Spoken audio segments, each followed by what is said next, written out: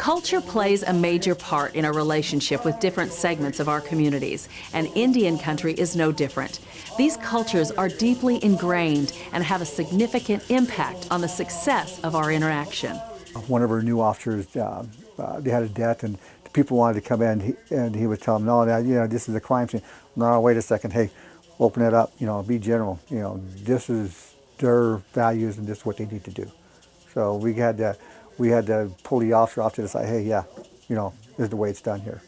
It might be totally different, off the reservation, but here you got to think you're working with Indian people. I won't let my guys leave a scene without making sure that you cover the blood with sand, you wash the blood off the road, so it goes back into the earth. It goes back into the earth. The other thing I don't let them do is walk away from that scene without washing their hands. And if we didn't have water available, then simply pick up some dirt and return that back to where we all start from, the ground.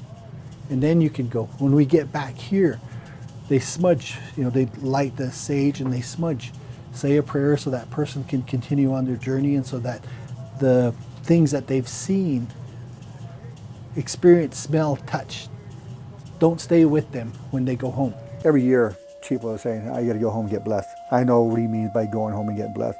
Means that he's going to go through a traditional ceremony where you sit there and they do a prayer for you, they wash you and they cleanse you. And I go through the same thing, because there are a lot of things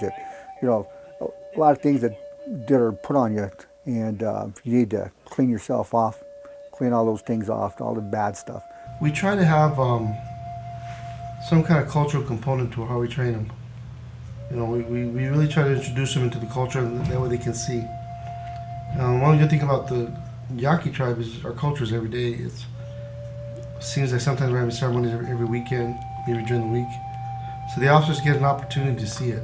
My training instructors are all from tribes from throughout the United States too. So we've got a cadre of 15 instructors, and they provide, the nuances of policing in Indian country, in addition to, the technical development and the skill development of the officer. What makes us unique in Indian country is the compassion and the respect, and the traditions that we hold dear are also weaved throughout the curriculum as well. So, and it's also relayed by these officers who have worked out in Indian country throughout their careers. So it only enhances what they're able to, their development, and not only as a police officer, but also their development as a police officer who's going to serve a tribal community. To the Native American, the cemetery is one of the most sacred places other than their sweat lodges and so forth. You don't see any damage or any graffiti or anything inside a cemetery because it's a spiritual, soul spiritual, it's high spiritual to them, to Native Americans. And they won't come in and disrespect their elders or disrespect the ground. Bodies have to be whole. They don't believe in cremation. Some natives won't let them do an autopsy. The Wallapai people deal more with the death of an individual openly. They have wakes. They have where they bring the decedent into the home. They do all these things openly, versus whereas on the Navajo, the whole family doesn't go into a wake. The whole family doesn't go into a scene where somebody has passed away. They don't deal with the blood and all the rest of these things that may be associated with that incident. They don't do that. It's taboo on this side it's not. If you're an outside agency and you're going onto tribal land, do your homework. Know where you're going, call and ask. If you need to, and I tell the CPS workers that I work with, or DES, get with the tribal social services or tribal CPS, make contact, ask them to go out with you. They have their own, they may have already had contact with this family many times, because you may not know that, because we don't have to report that to the outside agencies. So, I mean, it's up to the tribe whether you do or not, but network. And the only way you're gonna learn is to ask. Most of Indian country, most Native Americans share the same basic philosophies about life. Air, water, earth, fire. Those are common bonds in all Native American beliefs about how we live in this world. But there's also beliefs about life, death, where you come from. I come from the Navajo Nation where, traditional, we value our traditional or cultural and that. And coming here, it's kind of like, all right, yeah, they missed a decade somewhere. Right now they're trying to bring all their values, their cultural, traditional things back into the community, back into the school is what they're trying to work on. It's because they jumped into back then into now, and so they missed that whole gap. And like in Navajo, where you're taught traditional, every day, and somebody's there to you to correct you, say, hey, yeah, this is the proper way of doing traditional stuff. Like my dad, I would go home from here, and my mom and dad were really traditional. If I needed a ceremony, my mom would say, hey, yeah, we'll find somebody for you, and we can get a ceremony done here.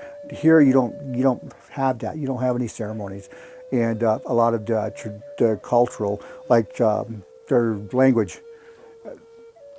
Percentage of the young kids can't speak their own culture or their own language here. Right now, our language is dying. I mean, the last one to know the language is probably about 47, 48 years old. He's the last person, and he also serves on the council. And he's the last one. Anybody under him don't speak it or understand it.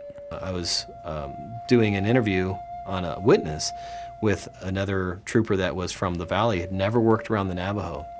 And he was asking this gentleman very direct questions, and he was looking down. It appeared as if he was being very evasive, looking down, mumbling a bit, shuffling his feet, and the other trooper is getting very frustrated. And, look, you're not in trouble. And I'm like, hey, he's being very respectful to you. He was basically bowing down to your authority, and if you listen, he's answering your questions. So it was interesting because it was a trooper that had never worked around the community versus someone like myself that grew up around the community and could recognize that difference where this man was trying to help us and yet he wasn't able to see it. And that's the importance of the training if you're not from those areas to kind of get an idea of what that culture, what that community is like to help you do your job or to get the information they're trying to give you. I'm Navajo. I worked for the Salt River Pima Maricopa Indian community, and I worked for the Gila River Indian community. But working with these tribes, I'm still an outsider. I'm Navajo, I'm Native, but I'm not from their tribe. People think, and this is probably a myth, but because you're Indian, you're okay to work on there and everybody's okay with it. Not so much. My traditions are different from their traditions. My history is different. My language is different. Well, there's not too many people left here. Most of the elderlies are dying. We get like maybe 43 deaths a year here, and percentage of those are the elderly people. The elderly people are gone, so now it's like the middle-aged people that are taking over. You're not recognized as an individual human being until you know where you come from. There are 4 tenets that make up a human being in the Navajo. Your thoughts and your feelings are 2 of those. You can't think without feeling, you can't feel without thinking. With that, then there's your body. This is it. It's the only one we got. So you need to take care of it. So that's the 3rd thing. And the 4th is belief.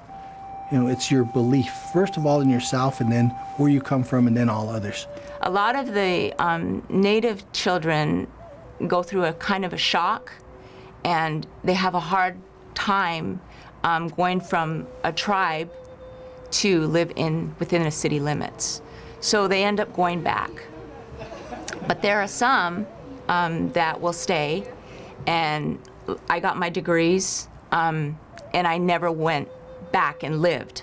But I do go home, and I call it my home because it's my home where I was brought up. My mom and dad still live there. on the reservation, so I go back home. If there's ceremonies, anything that, traditional ceremonies or anything that I'm needed for, I definitely go back. Our goal in our western side is punishment, punitive punishment and correction. Whereas on the Navajo side, it's called LEIIC, which is peacekeeping. You're always trying to restore peace and harmony to the disturbance in that. So if there's a situation, which in this side is a crime that you're dealing with here, it can be dealt with in the traditional ways, and that's what the Navajo court systems and Navajo justice system is set up on, is LEIIC, or peacekeeping. In this side, it's punitive. So there's conflicts there, but you take those two teachings and you work with them because you have to.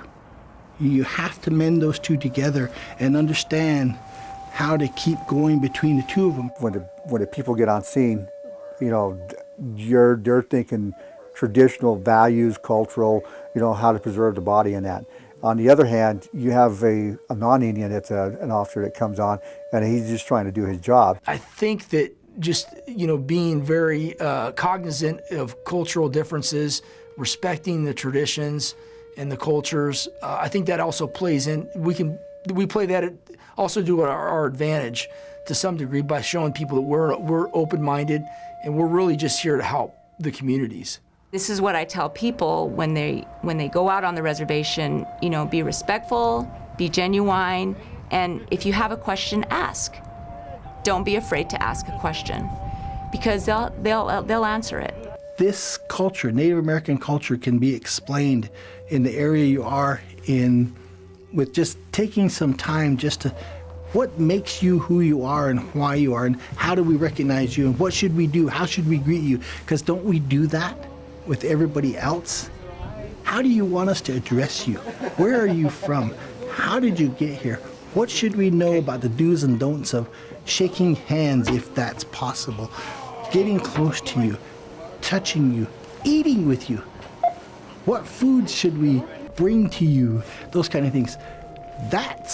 Wouldn't you want to know that about your neighbors? Don't you know that about your neighbors? Don't you know that's what you do when you have neighbors? That, to me, is the American way of living in this country.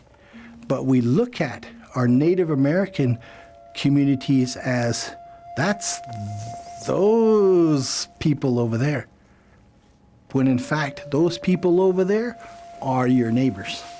There are many myths regarding tribal law enforcement. Let's explore some of the more common ones. Some of those include that the officers are not well trained, that they're not trustworthy, that they're poorly equipped, that they don't have jurisdiction over anything other than tribal law. And those are not factual. Many of the tribal police agencies are at least as well equipped, sometimes better equipped, and as well trained as any municipal, county, or state agency. A lot of it's got to do with jurisdiction. You see a tribal officer pull, like I live in Seligman, and I encounter a lot of traffic, and I do a lot of traffic, and I usually pull people over, and the first thing they ask is jurisdiction. I have no jurisdiction out there. And I said, well, I'm a state certified officer, and yes, you are going to get a ticket. And then if you want to fight that in court, that's fine. That's up to you. But not only is it here, when I worked in Navajo, it was the same way. And they would say, well, you have no jurisdiction off the reservation. You're confined to that area, and that's it.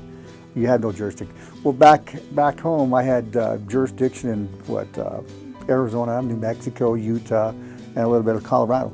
So I was certified in all 4 states. And the outside bordering town, they recognized, we were certified. So we can afford. It's just the people, a conception about Indian cops. Perceptions, sometimes are what people develop when they don't know about something. And it's unfortunate that anybody would think that they're less of an officer than anyone else. They just have different jurisdictions. Just like me as an FBI agent, I can't make a traffic stop on the freeway. I don't have jurisdiction to do that. Can natives, non-Indians live on the reservation? Sure, they can. A lot of them are intermarried. They live on the reservation. A lot of them work within the community, and then they drive back to the city limits. Tribal law enforcement has always been looked down upon as not being as good as or even close to what everyone says are the professional organizations. And that's entirely a misnomer, it's a myth. There are tribal law enforcement agencies like mine, my tribe that I work for, that we have the same standards as everyone else in the state of Arizona, because that's what's required by law. The same standards that a federal agent would have to investigate federal crimes in our country. And the standards that were set by the Wallapai tribe. There may be myths out there about tribal policing, but I assure you that the professionals at every police department that meets the AZ Post standards always deliver top quality performance and meet those strict AZ Post standards. Probably one of the biggest ones that I hear all the time is, don't you have to be native to work there? And the answer is no, you don't. You have to meet the qualifications to be an Arizona Post certified officer, and you have to meet the qualifications of the BIA standards for the Special Law Enforcement Commission. You know, it doesn't matter what ethnicity you are at all to become a tribal employee in any department, police or otherwise. A lot of the myths that my troopers bring back to me come after the 2-day training with the Navajo Nation. And again, a lot of that training has to do with cultural differences. So some of the comments that the troopers have told me about myths come from that training, like, oh, I kind of can understand why my whole life I've seen a Navajo do this or that in that situation, but the training gave me a little insight to maybe why they acted that way, why they were so quiet when I was questioning them, why, and it came from a respect thing versus trying to be evasive. Outside agencies not knowing what really they can and can't do on the reservation, and the aspect of them not knowing that they can continue pursuit on the reservation, and they can take action on the reservation if it's a non-tribal member, and they can call us to take action for tribal members. Law enforcement in Indian country is so crucial, and it's so complicated because it is the one area where typically we are dealing with vast and desolate areas and limited resources and limited manpower and disproportionate crimes in relation to disproportionate incidents of violence in relation to the populations in a lot of those areas. I think one advantage of small agencies, whether you're tribal or not, is you know your community. And sometimes the feeling from small communities and small agencies is when agents or officers from a bigger agency come on board, there's that sense that they feel that maybe we're not equipped or that we don't understand law enforcement. But we do. A lot of the misconceptions of the reservation here is we work for the tribe. We can only do police work on the reservation. So we take home our vehicles, so we make a lot of traffic stops in Kingman, or we respond to calls with other agencies. And the misconception is, well, you can't do anything, you're not on the reservation. So there's the misconception of we're only tribal officers. Even before I went to work for a tribal police department or tribal law enforcement agency, I had heard them before from some of the other agencies I had worked at where, oh, they're just a tribal cop. You know, they don't know what we deal with here. You know, they don't know. And that's wrong. They do. We used to get a lot of the, oh, you're just tribal police, you're Indian police. Because in some places there are police agencies that only have jurisdiction on the reservation, whereas we're state certified, we're federally certified. So it's giving us kind of I guess a bigger umbrella to operate under, that, you know, these people are realizing that, okay, you know what, we have to be careful out there, we have to be careful at the casinos and all that, because, you know, the police there can do a little bit more than other places, or than they used to be able to. Investigations won't be seen through because the tribal officers have family ties to other members, and that is not true. A lot of our investigators are from the tribe, are from the community, but there's no bias. Of all the tribal members I've worked with, that our investigators, they followed through on all their cases.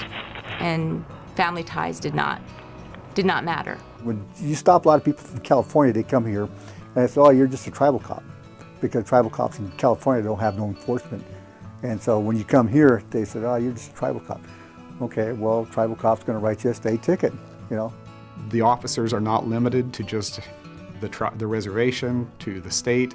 They receive their training all over the place. There are graduates from the FBI National Academy who are now police chiefs and commanders for tribal agencies. So the level of training has gone up, the equipment has generally improved.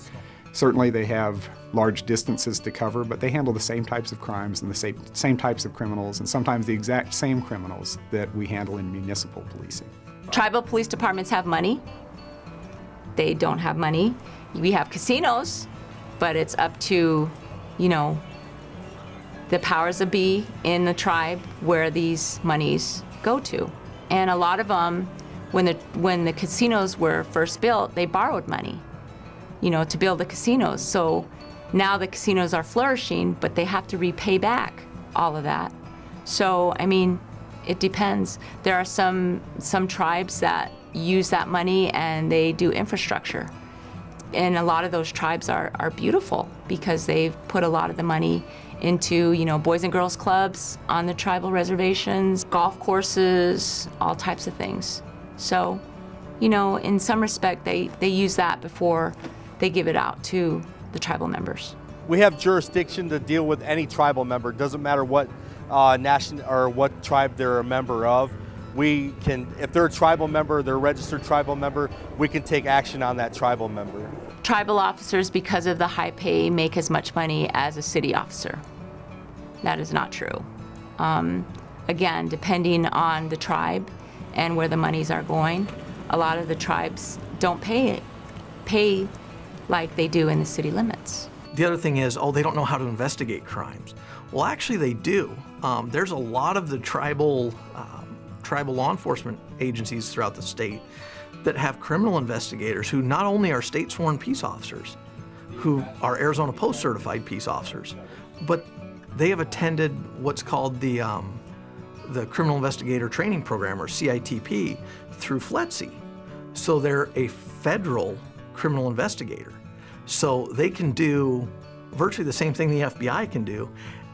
And a lot of them do that so that when they have these major crimes that occur, not only does that tribal law enforcement agency's criminal investigator come out, but the FBI or BIA special agents coming out, and those two can work hand in hand. So, you know, they don't have to collect evidence separately. Everything's done collectively. And when they take those charges federally, it's all done together. And so it makes the process go that much smoother. Another myth is that only the FBI has authority on Indian country.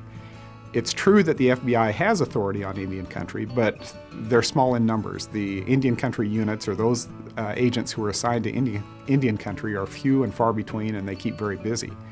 And if it were only up to the FBI, many felony cases would go unpunished. But because the Bureau of Indian Affairs provides the Special Law Enforcement Commission for many tribal police officers, they have the ability to investigate and to push prosecution all the way through the federal courts for felonies committed on Indian country.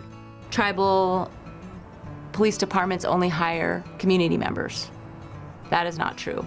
A lot of the tribes today, more so today, have non-Indians that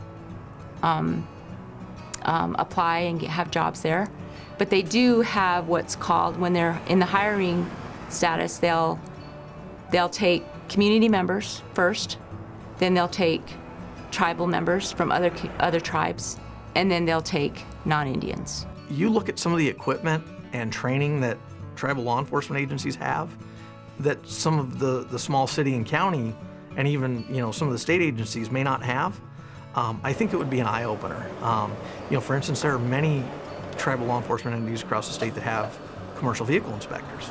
Good morning, sir. Good morning. Officer Vandal with the Waukesha Police Department. I'm going to go ahead and do a level 2 inspection on your vehicle, sir. Are you ready? Yes. I was one, you know, and yet, you know, I was working in Wallapai and in Peach Springs in Northwest Arizona, very tiny community, and here I am, a commercial vehicle inspector, But the city of Kingman, that is many times the size of Peach Springs, didn't have commercial vehicle inspectors. They had DPS that was there that they could call. They had Arizona Department of Transportation, commercial vehicle inspectors that they could call. But actually within their department, they didn't have that. This concludes Unit 5 of this training. You will now be automatically redirected to the Unit 5 assessment module.